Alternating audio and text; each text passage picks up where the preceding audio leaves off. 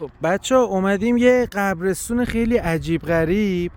عرض به خدمتتون که حالا چرا عجیب، این قبرهایی که میبینید همه بالاتر از سطح زمین ساخته شده و اینجا یه قبرستون امانی بوده. حالا یعنی چی امانی بوده؟ بریم با هم ببینیم.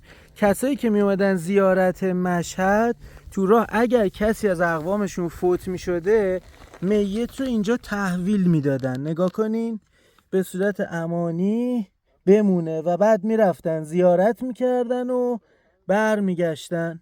عرض به خدمت شما که موقعی که زیارتشون تمام شده حالا میتشون رو میگرفتن. حالا این بنده خدا رو هم خدا رحمتش کنه دیگه تحویلش نگرفتن و همینجا مونده.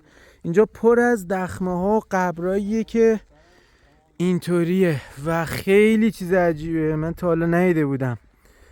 ببینین روی قبرها رو اینجوری میپوشوندن و بعد که مثلا خیلی ساده میپوشوندن، ببینید خیلی راحت هم برداشته میشه که در نهایت مثلا صاحبش که اومد تحویلش بدن.